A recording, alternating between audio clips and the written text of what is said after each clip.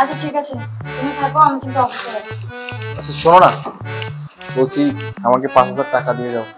5,000 টাকা? 5,000 টাকা তোমার কি কাজে লাগবে? হ্যাঁ মানে বাজার করতে হবে তো, মাছ তরকারি কিনতে হবে, 5,000 টাকা দিয়ে দাও। এই, তোমার কি মনে হয় হ্যাঁ? আমি কি টাকার মেশিন? হ্যাঁ, যখন যে কয় টাকা চাবে আমাকে দিতে হবে। 5,000 টাকা বাজার করতে কিসে লাগে? আমি কি বোকা? আমাকে কি বোঝাও বলো, আমাকে হিসাব দাও। 5,000 টাকা কিসে লাগে? এই বাবা, সব জিনিসপত্রের দাম বেড়ে গেছে এখন। এখন তো তুমি বাজার তো যাও, বাজারে তো আমি যাই। কোথায় কোন জিনিসটা কি দাম সেটা তো আমি ভালোভাবে জানি। 5,000 টাকা দাও, বাজারটা সব শেষ আসছে। ঠিক আছে, আমার কাছে ক্যাশ নেই, আমি তোমার অ্যাকাউন্টে দিচ্ছি। ঠিক আছে দাও।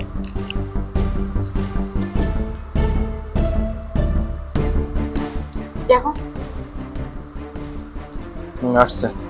ঠিক আছে, আমি অফিসে যাচ্ছি। আর তুমি না এবার থেকে নিজে ইনকাম করাতে শুরু করো। আর কতদিন এভাবে বসে বসে আমার ঘরের উপরে থাকবে? আমি কি বিয়ে করেছি নিজে ইনকাম করে তোমাদের সংসার চালানোর জন্য? কোথায় বিয়ে করে মেয়েরা স্বামীর ইনকামে চলবে তা না, উল্টা আমাকে কিনা তোমার এই সংসার চালাতে হচ্ছে। তোমার খরচ আমার নিজের তো সকালে ভুলেই যাও কেন? হ্যাঁ, আমি এগুলো কেন সহ্য করে যাব? আমার কি কষ্ট হয় না টাকা ইনকাম করতে, যেটা আমি এখানে দিব? আরে বাবা, নিজের টাকাই যদি সংসার চালাবো তাহলে আমি বিয়ে কেন করবো? শোনো, তুমি চেষ্টার মতো না থেকে এবার নিজে একটা কাজের ব্যবস্থা করো। এইভাবে আমার ঘাড়ের উপর বসে বসে আর খেও না, অসহ্য লেগে যায় আমার একদম। যদি লজ্জা শরম থাকে তাহলে একটা কাজ জোগাড় করে দেখো। ঠিক আছে, আমি অফিসে যাচ্ছি, আর কখনো কিছু থেকে ডাকবা না।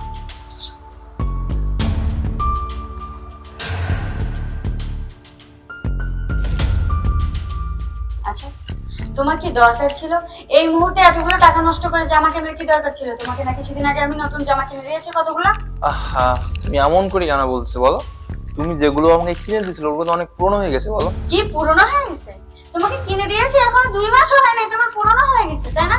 আসলে কি বলো তো, তুমি তো একটা টাকা রোজগার করো না, এই জন্য টাকার মূল্যটা বুঝো না। এই টাকাগুলো ইনকাম করতে আমাকে কত কষ্ট করতে হয় তুমি বুঝবে কিভাবে? তোমার তো সেই মূল্যই নাই। ঘরে বসে বসে খাও, বউয়ের ঘাড়ের উপরে বসে বসে খাও, টাকার মূল্য তুমি কিভাবে বুঝবা? মনে করতেছে যে গাছ আছে, ছিড়বে দিবে আমি উড়াবো? হ্যাঁ, এই শোনো, তোমার কি লজ্জা শরম নাই? তোমাকে না ওইদিন আমি বললাম যে তুমি একটা চাকরি জোগাড় করো। আরে বাবা, মানুষ তো রিক্সা চলে যায়, তোমার তো সে মুহূর্তেও নাই। তোমার মুহূর্ত আছে একটাই যে কি করে আমার ঘরের উপরে বসে থাকবা। মানে কি একটা বলবো আমি, আমার কোনো সরকার লাভ নাই, আমার পুরো জীবনটা নষ্ট হয়ে গেছে শুধু তোমার মতো একটা মাপ দিতে বিয়ে করে। সব।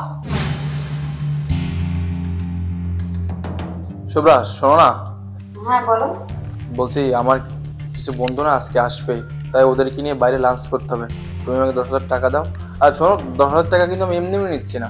মানে ওদের সঙ্গে লাঞ্চ করার পর বাসায় ফেরার পথে আমি একবারে বাজারটা সেরে তারপর বাসায় ফেরবো, এই জন্য 10,000 টাকা নিচ্ছি।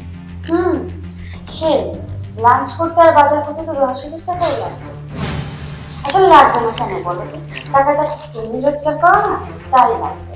একটা কথা কান করে শুনে রাখো, টাকাটা কিন্তু আমি রোজগার করি, তুমি না, তাই একটু হিসাব কিতাব করে চলো।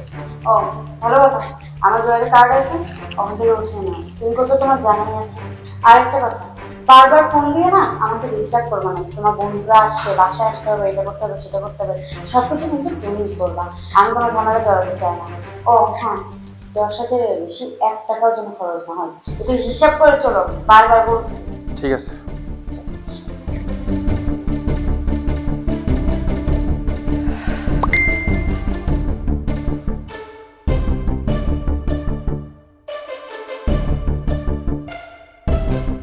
কি?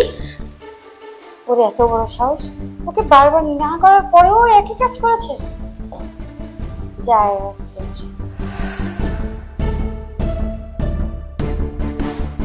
কাবিন, কাবিন, হ্যাঁ বলো, চিল্লাচ্ছ কেন বলো? বসো, তোমার সাথে আমার জরুরি কথা আছে। বলো কি বলবে? কি হয়েছে বুঝতে পারছো না তাই না? এই তোমার না 10,000 টাকা তোলার কথা ছিল, তাহলে 20,000 টাকা তুমি কেন তুলেছো? কি কাজে লাগে? হ্যাঁ, হিসাব কিতাব করে চলতে বলেছি না তোমাকে? 20,000 টাকা কেন তুলেছো তুমি? আমি তোমাকে বলেছিলাম 20,000 টাকা তুলতে? আমি তোমাকে অনুমতি দিয়েছিলাম 10,000 টাকা তুলতে, তুমি 20,000 টাকা কেন তুলেছো? কি ব্যাপার বলো? আরে বাবা, আমার 10,000 টাকা বেশি প্রয়োজন ছিল তাই আমি 20,000 টাকা তুলছি। আর তুলে তো আমি কোনো খারাপ পথে ব্যয় করিনি। আমার বন্ধু বান্ধব একটু আসছিল, ওরা আবদার করে বলছিল তাই আমি তুলছি।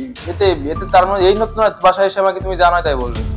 আসলে একটা কথা কি জানো তো, একজন স্বামী যখন টাকা ইনকাম করে তখন সে টাকাটা না সবার হয়, কিন্তু একজন স্ত্রী যখন টাকা ইনকাম করে সে টাকাটা না কারোর হয় না, তোমার স্ত্রী থেকে যায়। আমার যখন চাকরি ছিল, আমার ব্যাংকে যখন টাকা ছিল, তুমি দিনের পর দিন তোমার মন মতো খরচ করছো, তোমার যখন যা পছন্দ হয়েছে তুমি তখন তাই করছো, কখনো কোনো প্রশ্ন করে নেই করছি বলো? কেন প্রশ্ন করবা? হ্যাঁ, প্রশ্নটা কেন করবো? ওটা তো তোমার দায়িত্ব, নাকি এখন দায়িত্ব হারিয়ে যাচ্ছ? হ্যাঁ, আমি যদি তোমার সব খরচ নিয়ে যাবো, আমি যদি আমার টাকাই ভাঙবো, তাহলে তোমার ঘরে সংসার করতে হবে না। আমি তোমার বাবার বাসায় থাকতে পারতাম। শোনো, নিজের দায়িত্ব না নিজে স্বীকার করা শেখো। তুমি এখন তো অন্যায় করেছো, আবার তর্ক করছো। আজ সামান্য কয়েকটা দিন আমার চাকরি নাই বলে তুমি আমার সঙ্গে দিনের পর দিন কেমন ব্যবহার করছো? তোমার কাছে টাকা চাইতে গেলে তুমি আমাকে কতটা কথাই শোনাইছো বলো? তুমি আমাকে অপমান করছো কেন?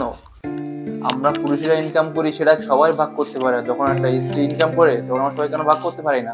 একটা স্ত্রীর দায়িত্ব কি? স্বামীর দুঃখের সময় স্বামীর পাশে থাকানো, তাই না? আর তুমি সামান্য কয়েকটা দিনই সেটা সহ্য করতে পারলে না? শুভ্রা, আসলে কি বলতো, আমার না কোনো চাকরি যায়নি, অফিস থেকে আমার কয়েকদিনই ছুটি দিয়েছিল। আমি ভাবছিলাম এই ছুটির দিনে তোমাকে একটা টেস্ট করি। আর টেস্টটা কি ছিল জানো? তোমার সঙ্গে এই অভিনয়টা করা, যে আমার টাকা না থাকলে তুমি আমার পাশে থাকবে কি থাকবে না সেটা দেখার জন্য। আর আজকে দেখো, সেই টেস্ট করে আমি সত্যি আসলে জেনে ফেললাম। আমি যেহেতু সব বুঝতেই পারছি, জানতেই পারছি, আমরা একটা সিদ্ধান্ত নিচ্ছি কি জানো? আমি তোমার সঙ্গে আর সংসার করবো না, আমি তোমাকে ডিভোর্স দিব। ডিভোর্স দিবে মানে? তুমি আমাকে ডিভোর্স দিবে? কিন্তু কেন? একটা কথা কি বলতো, যদি আমার টাকা সত্যি কোনোদিন ফুরিয়ে যায়, আমার চাকরি না থাকে, তখন তুমি সত্যি আমার পাশে থাকবে না।